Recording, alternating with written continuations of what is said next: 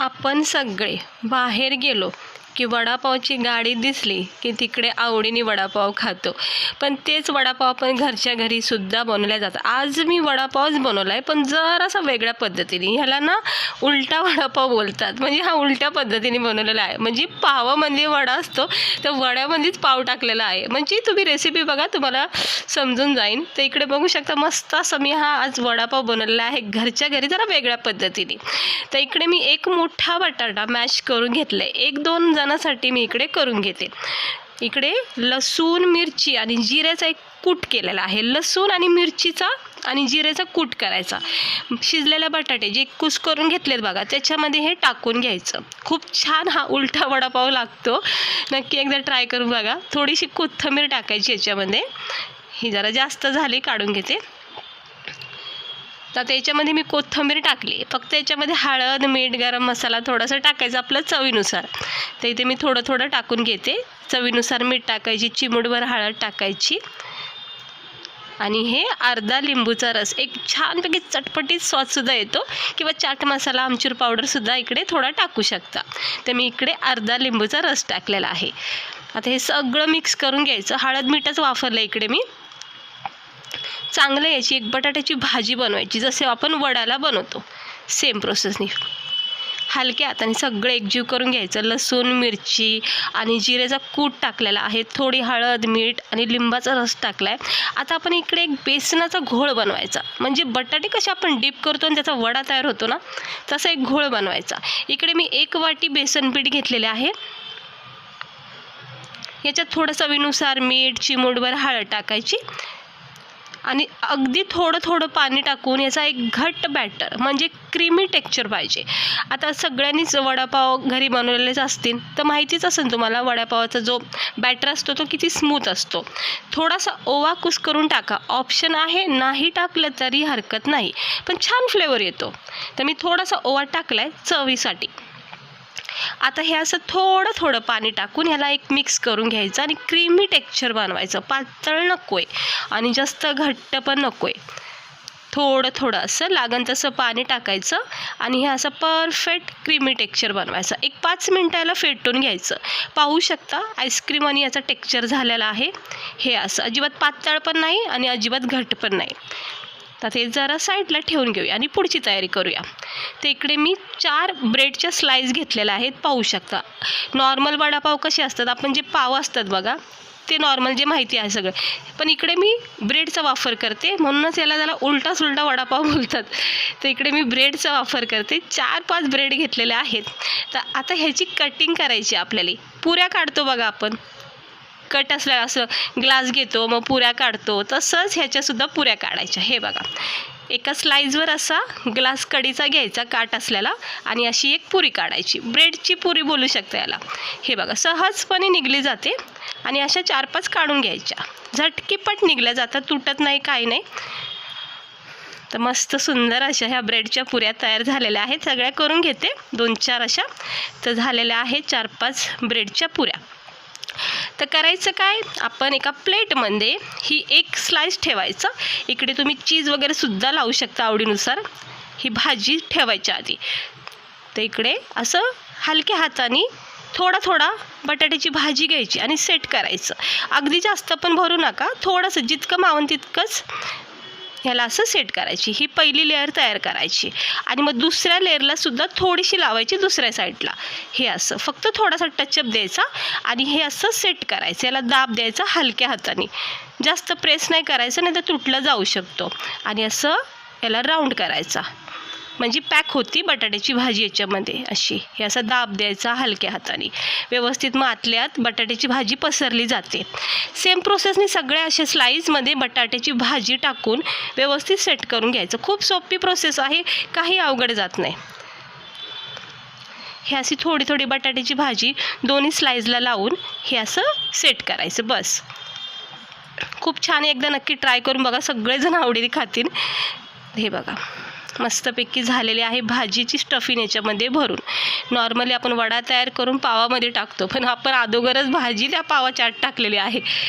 तर सगळे मी भरून घेते आणि हे बघा 3 माझे वडापाव तयार झालेले आहेत. आणि हा जो आपण बेसन पिठाचा जो क्रीमी टेक्स्चर बनवला आहे त्याच्यामध्ये आपल्याला आता ह्या ज्या स्लाईज आपण पॅक केलेल्या आहेत बटाट्याच्या भाजीसोबत, त्या एक एक उचलून अगदी अलगद हाताने उचलायचं.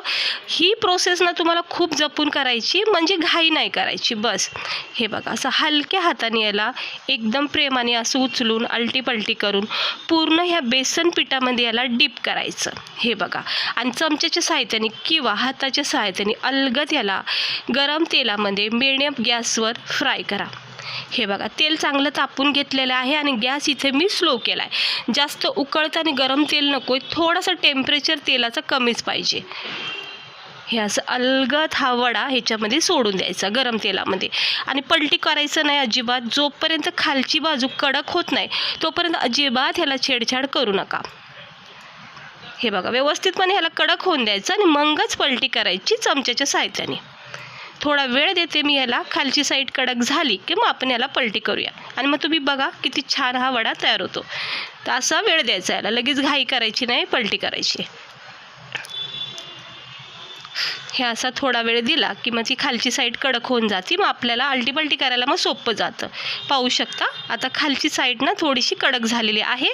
अलगद याला असं हलक्या हाताने पलटी करायचं तेलामध्ये. तर पाहू शकता किती सुंदर असा रंग आला आहे ह्या वड्याला. ब्रेड इतका छान फ्राय झालेला आहे. आणि सेम प्रोसेसनी मग आलटी-पलटी करून हलक्या हाताने हे फ्राय करायचा. वडा हा असा तळून घ्यायचा. पाहू शकता हा आहे ना थोडासा हा डिफरंट वडापाव.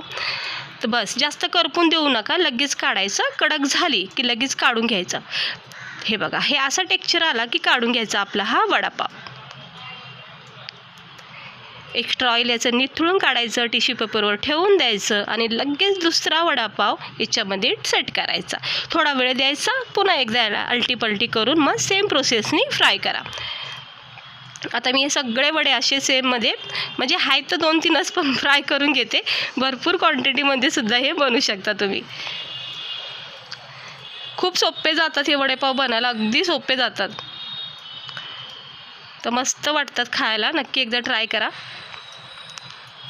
आता हे 3ही वडापाव मी चांगलं फ्राय करते तेलामध्ये. गॅस स्लोच ठेवायचा, फास्ट नाही करायचा. कडक झाली की आपल्याला समजू असा रंग चेंज झाला की बस. हे बघा, हे असा तयार झाला की काढून घ्यायचा. एकदम छानपैकी भाजलेला आहे, म्हणजे फ्राय झालेला आहे. सुंदर रंग आलेला आहे, गोल्डन ब्राऊन असा रंग आलेला आहे. तिसरासुद्धा फ्राय करते आणि मग गरमागरम आपण हे वडेपाव चेक करूया. तर पाहू शकता आपले हे 3 वडापाव किती सुंदर प्रकारे तयार झालेले आहेत. कुठेही तुटला गेला नाही ना, कुठं आपला भाजीचा बॅटर बाहेर निघलेला आहे. पाहू शकता हा उलटा वडापाव किती छान दिसतोय. नॉर्मल आपण वडापाव खातो तो म्हणजे पावामध्ये वडा टाकायचा आणि मग खायचा, पण ह्याच्यामध्ये अगोदरच भाजी आणि वरून पाव टाकलेला आहे. तर मस्त आहे, म्हणूनच ह्याला उलटा वडापाव बोलतात. तर हा नक्की एकदा ट्राय करून बघा. पहिल्यांदा जे पण खातील ना खरंच तुमची भरभरून तारीफ करतील आणि रेसिपी पण विचारतील. तर हे बघा, ह्याला असं कट करू शकता. सोबत हिरवी चटणी असती, लाल तिखट गोड चटणी असती बघा, ती टाकायची. केचप टाकायचा. मस्तपैकी बारीक कांदा चिरून ह्या किंवा अशा तळलेल्या मिरच्या घ्यायच्या आणि याचा आस्वाद घ्या. इतकं भारी वाटते ना. पावसाच्या दिवसात ना तुम्ही हा वडापाव नक्की ट्राय करा. विशेष म्हणजे ना खूप लवकर होतो. हे बघा, आतमधून ह्याची भाजी बघा किती व्यवस्थित सेट झाली आहे. एकदम प्रत्येक स्लाईजला चिटकून गेलेली आहे. एक एक घास उचलायचा, एक एक याचा असं पिझ्झासारखा याचा पीस काढायचा आणि मस्तपैकी याचा चहा बरोबर किंवा असा केचपसोबत याचा आस्वाद घ्या. कुणाला सर्व केला ना तर खरं सांगते खूप आवडीने खातील. तर तुम्हाला कसा वाटला आपला हा उलटा वडापाव? नॉर्मल वडेपाव तो खातोच आपण, जरा वेगळ्या पद्धतीने केलेला आहे. तर मला खात्री तुम्हाला आवडला नक्की असेल तर ट्राय नक्की करून बघा.